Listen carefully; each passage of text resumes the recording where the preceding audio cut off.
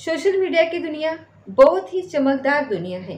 जब हम इसे देखते हैं तो ये बड़ी ही खूबसूरत लगती है, लेकिन जब जैसे जैसे इसके हम नज़दीक पहुंचते हैं, अपने चाहने वालों के बहुत करीब पहुंचते हैं, तब उनकी असलियत सामने आती है कि वो कितना सच्चे हैं और कितना झूठा है।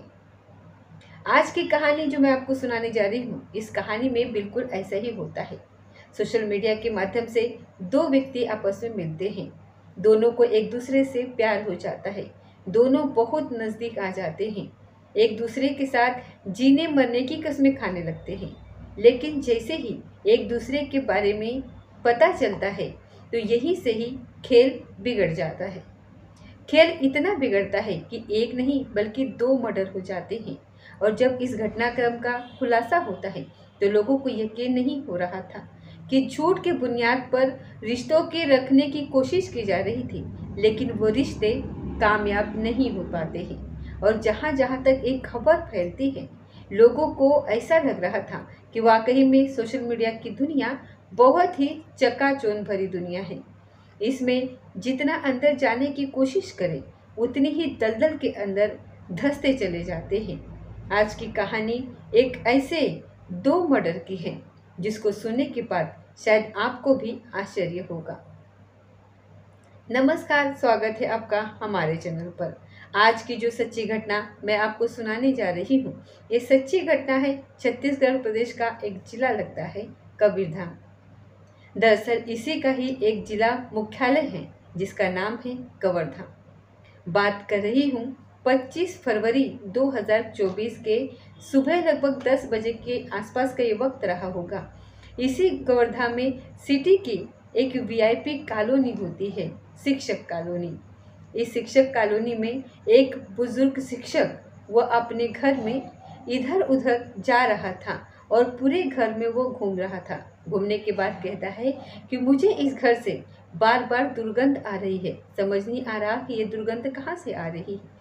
तभी उनके घर से एक महिला कहती है कि अपना घर ठीक है, लेकिन मुझे लगता है कि पड़ोस के घर से दुर्गंध आ रही है और वो हमेशा गंदगी करते रहते हैं।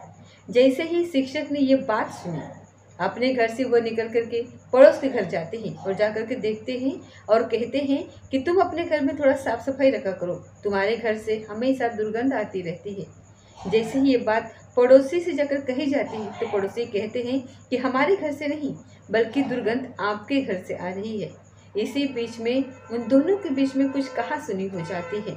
दोनों अपने अपने घर चले जाते हैं और जैसे जैसे वक्त आगे बढ़ रहा था वैसे वैसे दुर्गंध का जो लेवल था वो लगातार बढ़ रहा था। इस घर से महज 100 किलोमीटर की दूरी पर एसपी साहब का भी ऑफिस होता है। एसपी साहब के ऑफिस में जो फरियादी आ रहे थे, फरियादी आने के बाद बार बार एसपी साहब कह रहे थे कि आज कुल माहौल अलग सा लग रहा है, लेकिन घर में यानी कि ऑफिस के अंदर कुछ दुर्गंध सी आ रही है।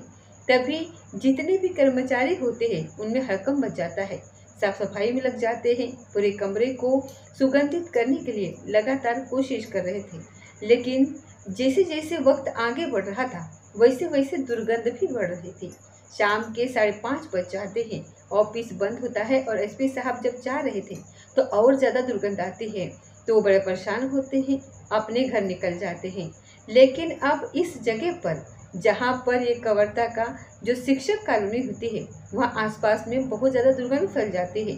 तभी कोई व्यक्ति जाकर के पुलिस को फ़ोन करता है क्योंकि एक घर ऐसा था जिसके बाहर ताला लगा हुआ था, बाकी जितने भी घर होते हैं वो सब खुले थे और लोगों ने अपने घरों को ताका झाकी करने के बाद तब उस घर की तरफ जो उनकी नज़र जाती है कि यह घर बंद है, यही कुछ न कुछ बात है।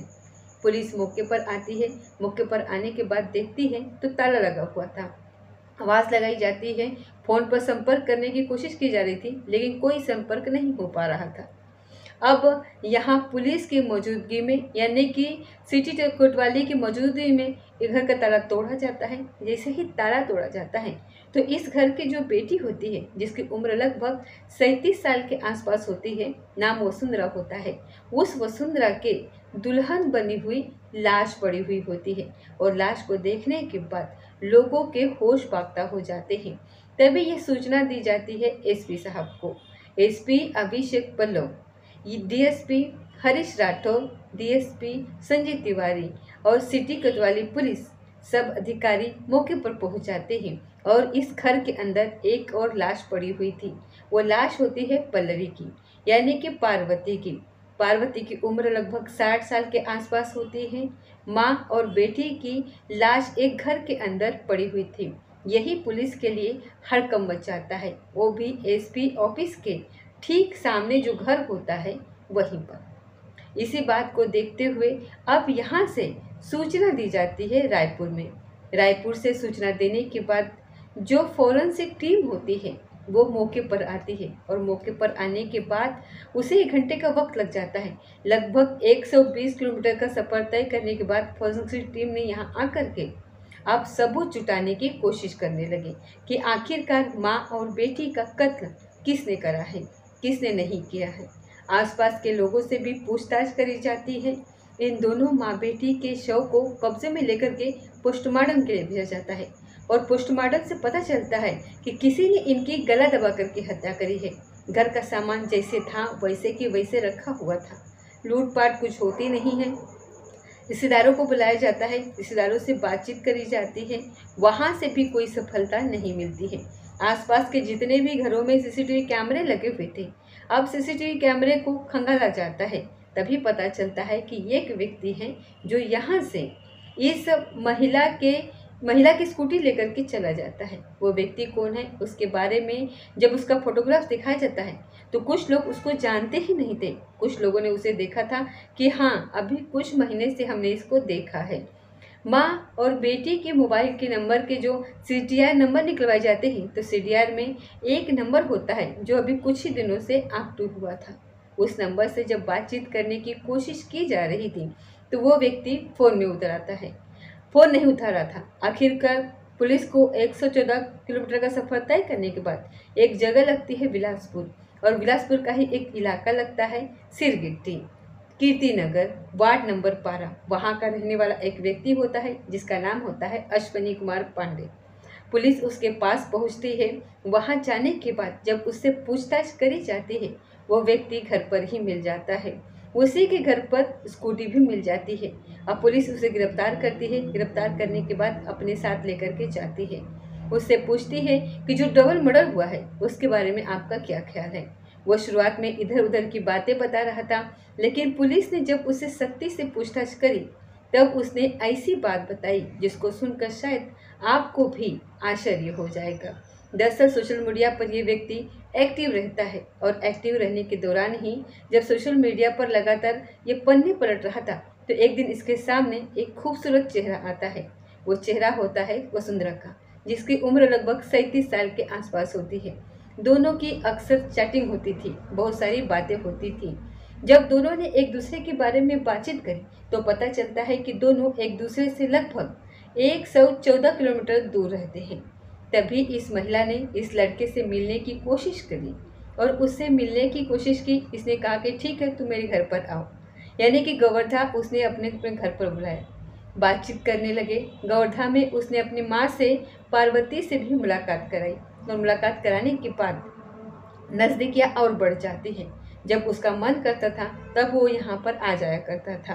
तभी माँ ने कहा उस लड़के से कि तुम मेरी बेटी से शादी क्यों नहीं कर लेते, तुम दोनों साथ रहोगे तो अच्छे रहोगे, खुश रहोगे। अब ये दोनों ऐसे शादी की बात करने लगते हैं तो लड़का भी खुश हो जाता है। लेकिन बातचीत करते करते पता चलता है कि इस महिला की तो पहले शादी हो चुकी है, 2 बेटियां भी हैं इसको। और पूछा जाता है तो वो बताती है कि तलाक हो चुका है। जब बात तलाक की आती है तो उस लड़के का आना जाना तो था ही, और पता चलता है कि इसकी शादी पहले भी हो चुकी है। और जब उसने तफ्तीश करनी शुरू की कि आप इस तरह की जांच पड़ताल करनी शुरू की तो वो महिला 3 शादियां कर चुकी थी। 3 शादी करने के बाद, तीनों से तलाक लेने के बाद अब चौथे पति की तैयारी कर रही थी। जब इस व्यक्ति को ये पता चलता है तो ये थोड़ा परेशान होने लगता है और इस महिला से थोड़ा दूर रहने लगता है। लेकिन इसी बात को लेकर के इनमें कहासुनी शुरू हो जाती है।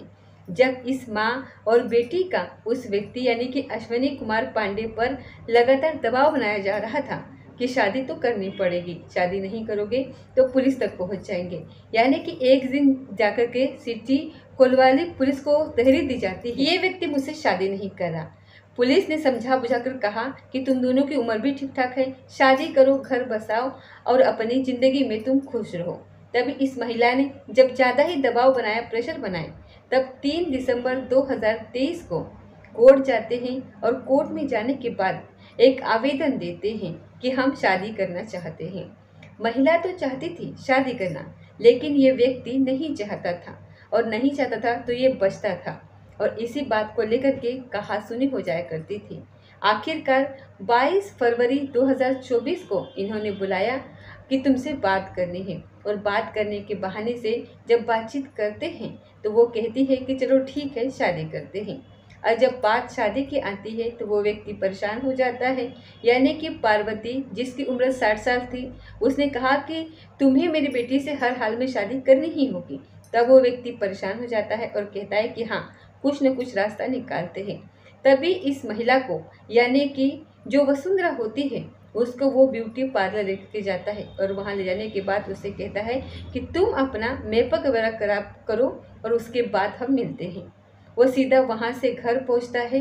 घर आने के बाद वो घर में जो पार्वती होती है 60 साल की, जिसकी उम्र होती है, जो महिला थी वो अकेली थी।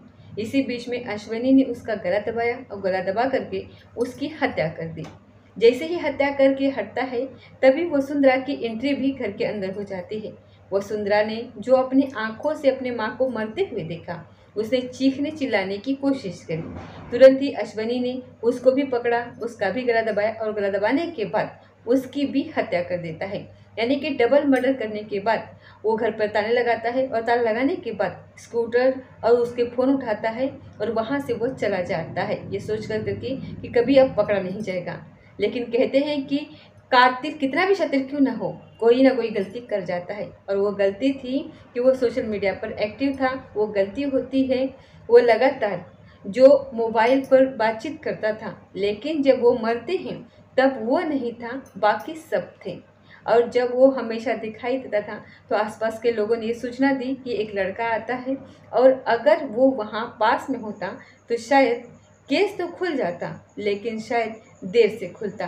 पुलिस ने उसे गिरफ्तार करा। गिरफ्तार करने के बाद आगे की कार्रवाई करी है, और पुलिस की एक कोशिश है कि कम से कम समय में चार्जशीट लगा करके अदालत भेज दिया जाए और आरोपी को सख्त से सख्त सजा दिला जाए सके। साथ ही इस घटनाक्रम में कोई और अगर शामिल होगा तो उसे भी किसी कीमत पर बख्शा नहीं जाना चाहिए। दोस्तों, इस पूरे घटनाक्रम को सुनाने का उद्देश्य किसी को परेशान करना नहीं है, किसी को दिल दुखाना नहीं है, बल्कि आपको जागरूक करना है, आपको सचेत करना है, और आपको बताना है कि सोशल मीडिया की जो ये दुनिया है वो चकाचौंध से भरी हुई दुनिया है। इससे थोड़ा दूरी बना करके रखें तो ज़्यादा ही अच्छा होगा, सबके लिए सेफ होगा। जब जब इसके अंदर जाने की कोशिश करते हैं तो दलदल की तरह उतने ही अंदर धंसते चले जाते हैं, जैसे अश्विनी कुमार पांडे धंसते चले जाते हैं, और पूरी की पूरी लाइफ अब शायद सलाखों के पीछे ही उसकी गुजरेगी। और इस महिला का भी काम कुछ अच्छा नहीं रहा होगा, इसीलिए 3 शादियां पहले रिजल्ट करने के बाद, तलाक करने के बाद चौथी शादी के लिए रेडी हो रही थी। दोस्तों, सोशल मीडिया पर आप जितने भी इन्फ्लुएंसर देखोगे, जितने भी पॉपुलर लोग देखोगे, उनकी दुनिया बहुत ही ज़्यादा मतलब कि खुशियों से भरी होती है, मतलब कि एकदम बहुत अच्छी होती है। लेकिन जब आप उसकी रियल स्टोरी देखोगी ना तो बहुत दुखी होते हैं अंदर से। मैंने बहुत सारे ऐसे फेमस लोगों को देखा है जो मतलब कि जब ब्लॉग बनाते हैं या फिर कुछ करते हैं तो बहुत खुश रहते हैं, लेकिन जब उनकी रियल लाइफ देखी जाए तो बहुत ही दुखी होते हैं। उनके जीवन में बहुत सारी प्रॉब्लम्स होती हैं, लेकिन वो हमें यहाँ पर शेयर नहीं करते, इसीलिए हम सोचते हैं वाह, इनकी ज़िंदगी तो कितनी अच्छी है। दोस्तों, ये थी आज की सच्ची घटना। मिलते हैं अगले किसी सच्ची घटना के साथ, तब तक जय हिंद, जय भारत।